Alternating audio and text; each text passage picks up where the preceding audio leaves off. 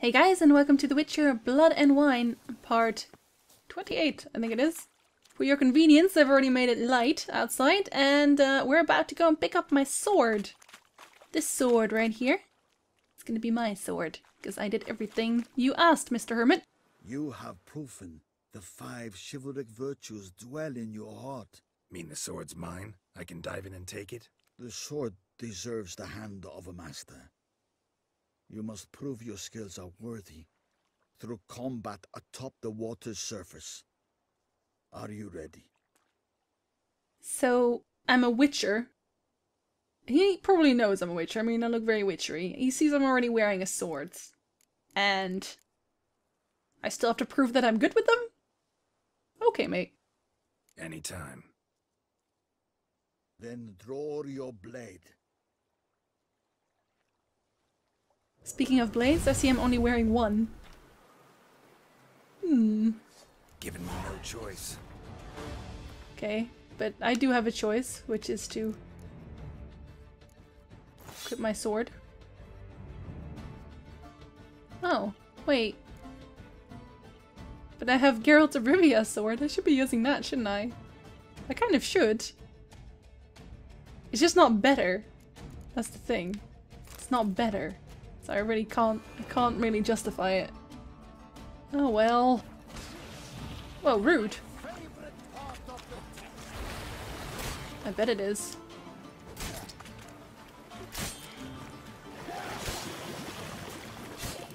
Ah, mages, man.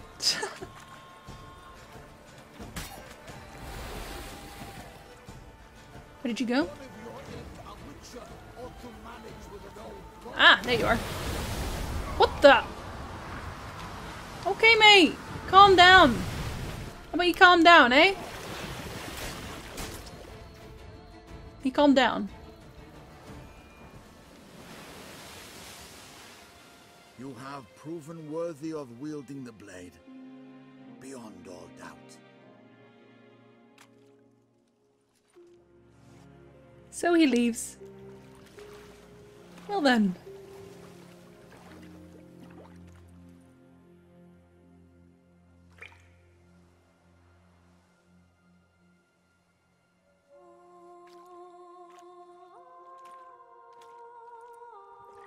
Behold, your Aerondight. We've met before. Certainly. The hermit admitted he knew you, remember? The Lady of the Lake. It is I. Forget not that you are a man right and honorable, devoted to doing good. And for these reasons you received the blade. Now bear it. And I trust this time you shall not lose it.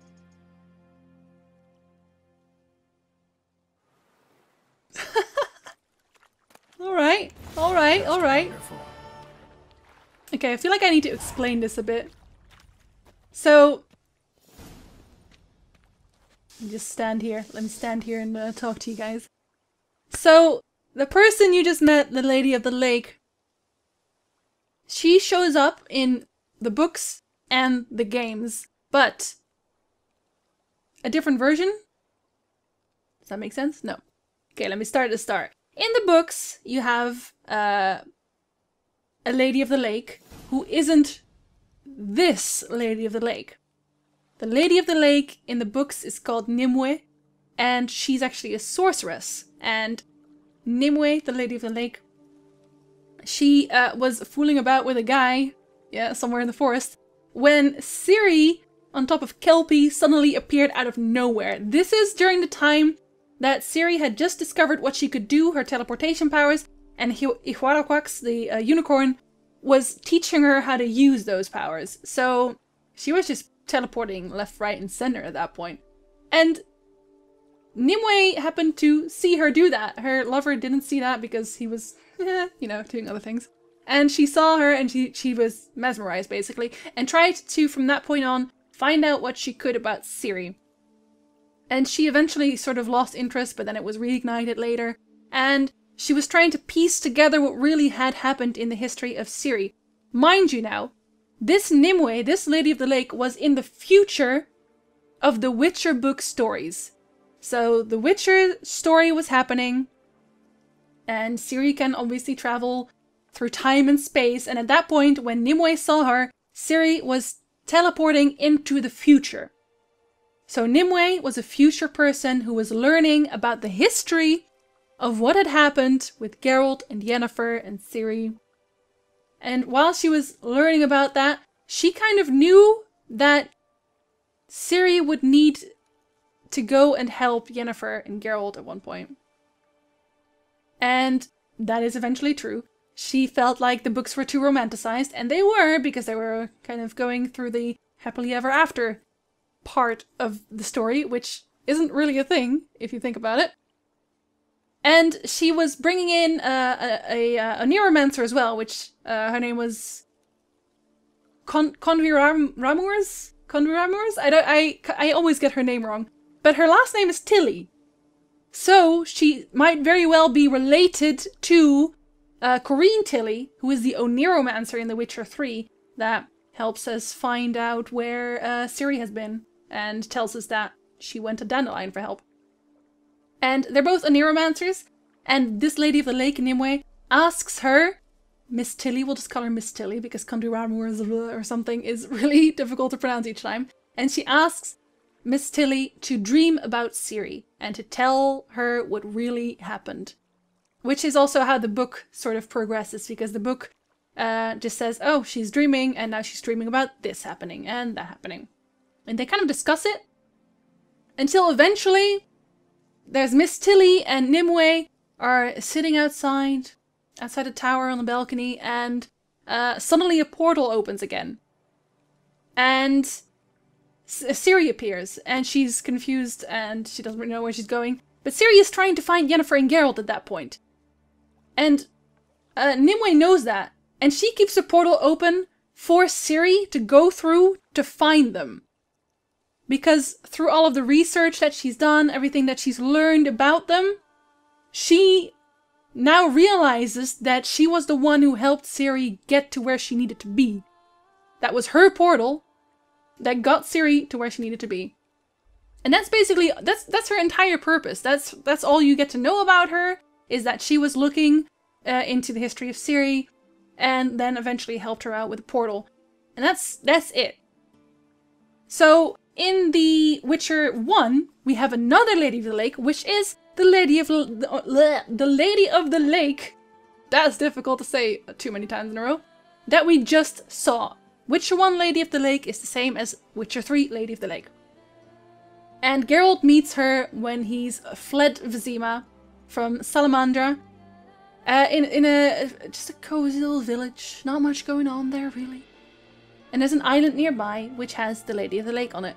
And Geralt goes to her, and he just asks her about all sorts of things, about his memory, about what's going on, really. He needs her help in a quest again, but that's going way off topic. And you also get to sleep with her if you choose the right options. Of course, you get a great card for that. And the Lady of the Lake has a bunch of admirers at that point, and these admirers are... It's sort of reminiscent of the whole Arthur legend, in every way. Because there's knights that admire her, and they go to her for a blessing, and they say, we're gonna bring you back the Holy Grail, basically. And she's annoyed with that. The Lady of the Lake is extremely annoyed with all these knights going to look for their grail, and she's actually quite happy that Geralt's not really doing that. And this Lady of the Lake then asks for Geralt's help as well, to defeat a monster who's been terrorizing her fish people friends. And that monster is also allied with other evil fish people friends. So Geralt does that, kills the monster, and the Lady of the Lake bestows upon him Aerondight, which is this sword that we just got, and which is why she said, I trust you won't lose it this time, because apparently going from The Witcher 1 to The Witcher 3, somewhere along the road, I lost Aerondight. I don't know what I did with it, why you would just toss around an expensive sword like that, but hey, I don't think it was actually the last best sword either, so maybe that's got something to do with it. So that happened.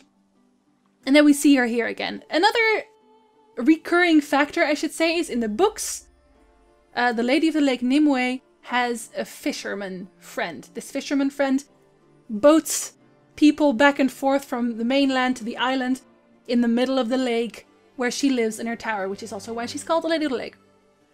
And this fisherman is apparently also called the Fisher King. And the Fisher King and I'm not 100% sure on this, but I think it's the Fisher King from the Arthur tale as well, who was also in part guarding the Grail. And that Fisher King is also recurring in the games. So the Fisher King appears in The Witcher 1 as well. And in the books, the Fisher King kind of just grumbles. He doesn't really talk, he just grumbles a lot. And The Witcher 1, Fisher King also just doesn't really talk. And he just kind of does his job. He's just this graying old man. He's not very handsome. You know, it's not someone you would instantly fall in love with. But in the Witcher books, Nimue actually has something of an affair with him. I mean, he's the only man she has any contact with, so I guess maybe that's why. And she actually tells Miss Tilly not to get too invested in him, not to use him, because Miss Tilly is also starting to get feelings for the Fisher King, because, again, it's the only man she sees at all. And she actually dreams about him in that sense as well. It goes really deep, but so that happens in the books. And in The Witcher 1, the Fisher King, again, has an affair with the Lady of the Lake, because she says that he's actually really intelligent, and, you know, she doesn't really like those knights with their grills and all that. So she has a thing for the Fisher King. So that kind of comes back in both sides as well. I thought that was actually pretty funny. So, and of course, the whole Aerondight thing is also just a throwback to the Lady of the Lake in the Arthur legend again, who gets Excalibur from the Lady of the Lake. But that's kind of an obvious one, so didn't really want to mention that too much. So yeah, now you know who that is. And the Lady of the Lake is actually sort of a dryad-ish. She's not really a goddess, but people revere her as a goddess. I'm not really sure where exactly in the spectrum of creatures she really falls. I'm gonna go with just very powerful dryad. I'm not sure about that really. But clearly she's more powerful than the regular beings if she can just sort of rise herself up from the depths and give you a sword and apply magic everywhere. So, maybe a demigod sort of type? Okay. So now you know everything about the Lady of the Lake that I know about the Lady of the Lake. I've probably forgotten a few things, but you get the gist of it. Alright. Anyway, let's continue on. Wow, that took actually half the time I generally do a Let's Play. Good job. I think I'm actually going to complete my... Yeah, I'm going to complete my Grandmaster Manticore gear because I've been neglecting that. I started it off, I started doing it, and then I just never finished it. And that can't be right. So, splash into the sand. Oh, I should probably equip my sword though, shouldn't I? Maybe it's not even any good. Oh, that'd be so sad. No, it is. What the?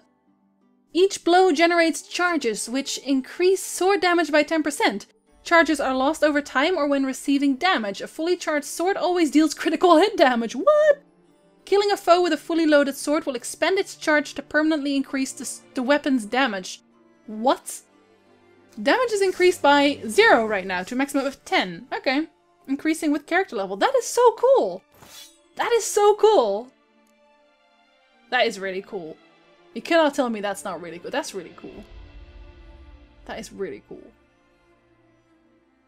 I mean, if I'm not using that weapon, I'm not using the Manticore, I'm gonna use this weapon too and just have a collection of cool looking swords. It's gonna look like a pirate's cutlass, doesn't it? It does kind of look like that, yes. I like how I'm agreeing with myself. Oh, Let's Play is so lonely. I need to call Roach again. I'm not gonna walk this, no. This is 150. Come, Roach. Oh, what? Why did you teleport there? I know you're magic, but can you never just teleport straight on top of me? Aha, something I would say to some guys. Jokes, guys. I'm good at those. That's another joke. You can tell the level of this Let's Play already, can't you? This is really going places. Okay, where are we going first? This is a lake. But it's really intent on having me go to this cave, so I'm gonna go to this cave. It's kind of been bugging me for a while to do that now. Let's have at it.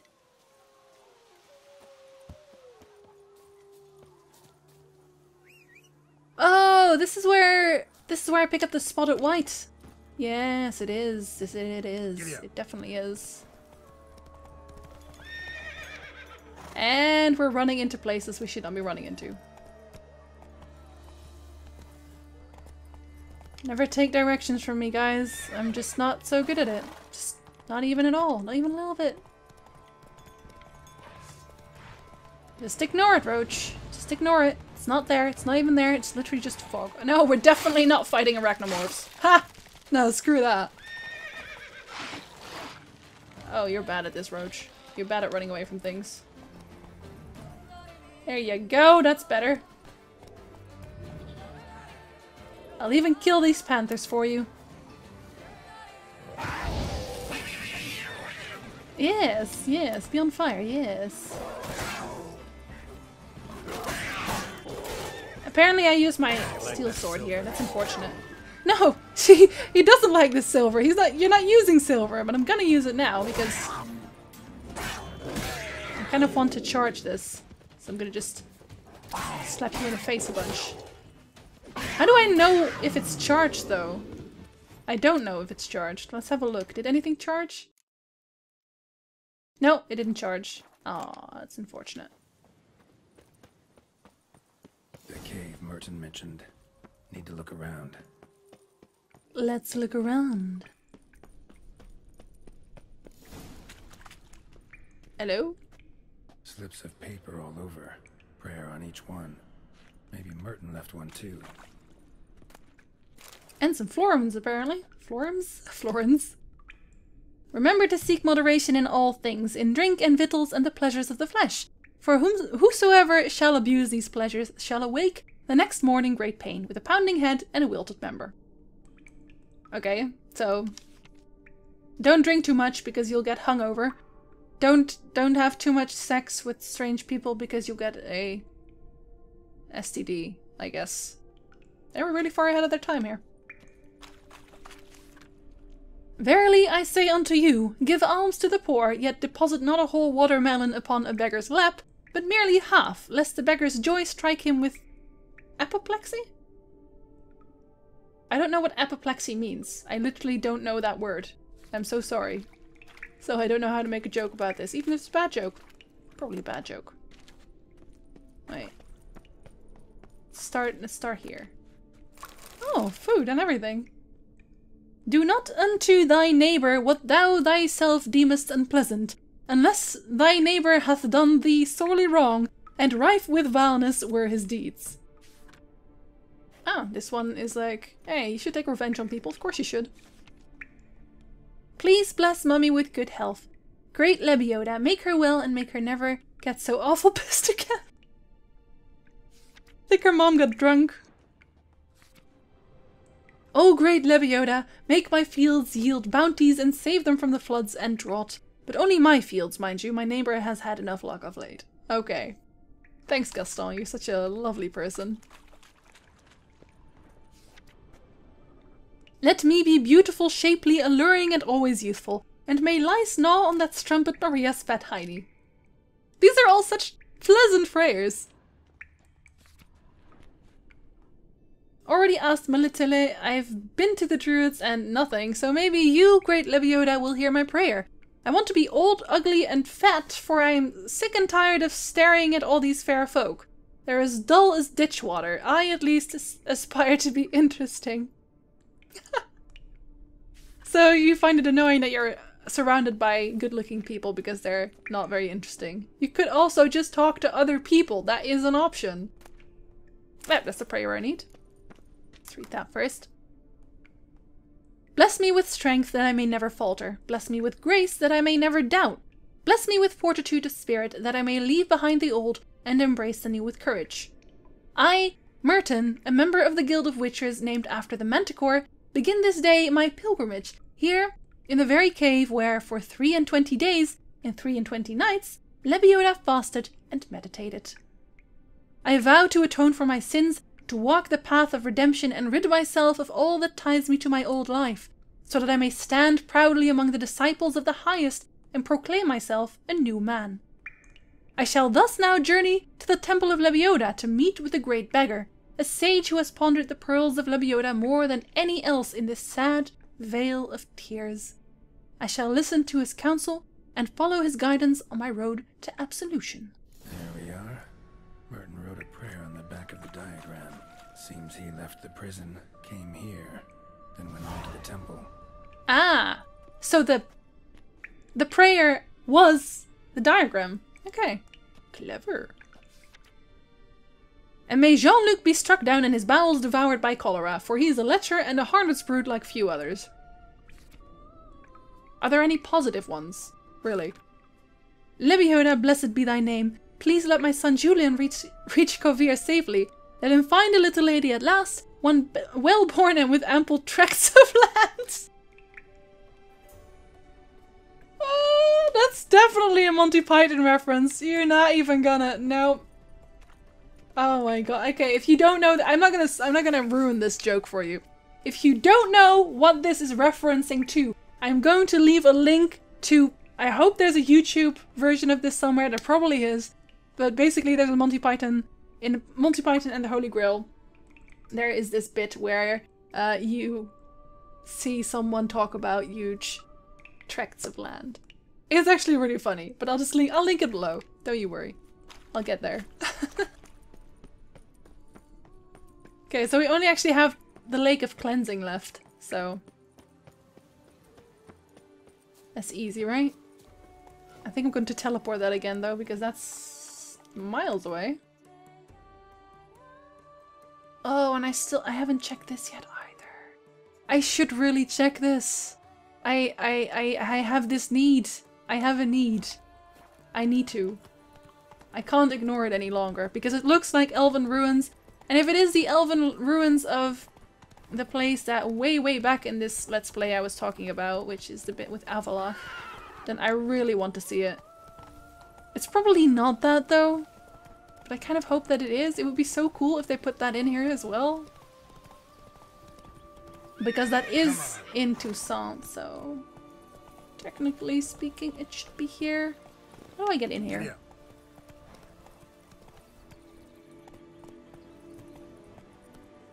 Oh, a place of power. So I'll just do this by foot, actually.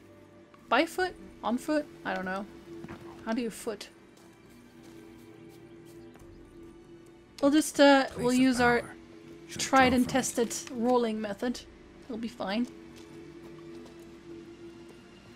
And there seems to be a cave here as well. Right, Aaron's blinded. Blinded? Oh, good job. Oh, it seems to be beneath this little bit of... this bit of ruin. I should save before I fall to my death here somewhere. I don't trust myself not to do that. Is it underground? Oh! Oh, it's here! Yes. Yes. Punch it, yes. Thank you. You can stop humming at me. Oh, and there's also a chest. A chest with nothing useful, yes.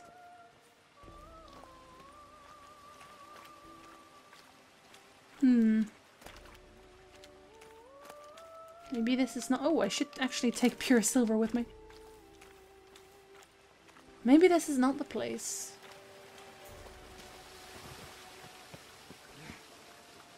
Maybe they really just didn't implement it. I would be really sad about that. Can I just say that? I've just been hyping myself up too much about it. I think. No, actually, I don't think I know.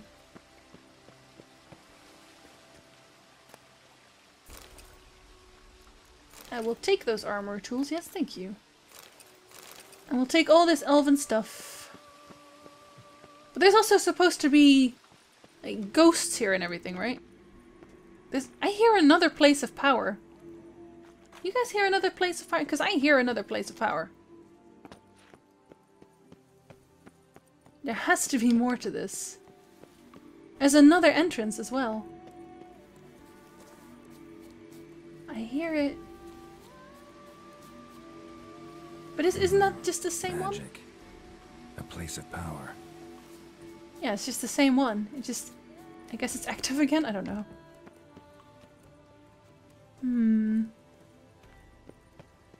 Where is this other cave entrance? Is this a cave entrance? Oh, it's magic. Okay, this is probably not as much as I think it is, but I'm going to explore it anyway. Yeah. I'll see you guys in the next part.